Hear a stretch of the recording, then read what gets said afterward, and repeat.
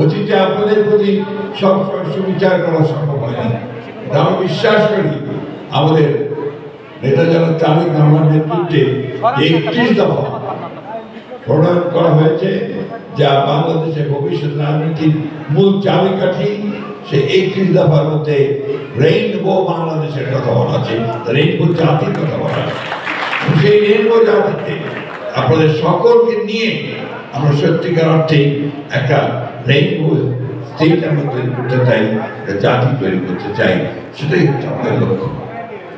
আজকে দুঃখের সঙ্গে বলতে হয় যে একটা চক্রান্ত চলছে বাংলাদেশের ভবিষ্যতে যে নির্বাচন হওয়ার কথা, সেই নির্বাচনকে বানচাল করে দেওয়ার জন্য একটা গোষ্ঠীর চেষ্টা করছে। আজকে দুঃখের সঙ্গে বলতে হয় যে কি উগ্রবাদ, তারা বিভিন্ন রকম উগ্রবাদের কথা বলে মানুষকে বিভক্ত করতে চায়, বিভাজন সৃষ্টি করতে চায়। আজকে আমাদের সকলের দায়িত্ব হবে একসাথে, ঠিক 71 সালে যেমন আমরা সবাই হিন্দু, মুসলমান, বৌদ্ধ, খ্রিস্টান, আমরা ক্ষুদ্র জাতি, বড় জাতি একসাথে বসে লড়াই করেছিলাম আমাদের একটা ভূখণ্ডের জন্য, স্বাধীনতার জন্য, সার্বভৌমত্বের জন্য, আমাদের অধিকার প্রতিষ্ঠা করার জন্য।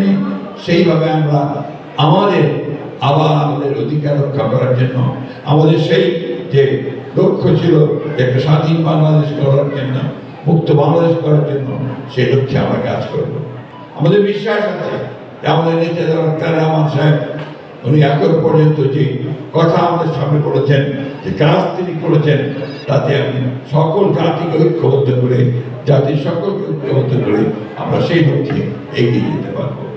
আমি আবার আমার দল জাতীয় দলের পক্ষ থেকে আপনাদেরকে আন্তরিক ধন্যবাদ জানাচ্ছি। আপনারা অনেক দূর দূরান্ত থেকে অনেক কষ্ট করে প্রায় সকাল থেকে এখানে বসে আছেন আমাদের নেতার বক্তব্য শোনার জন্য।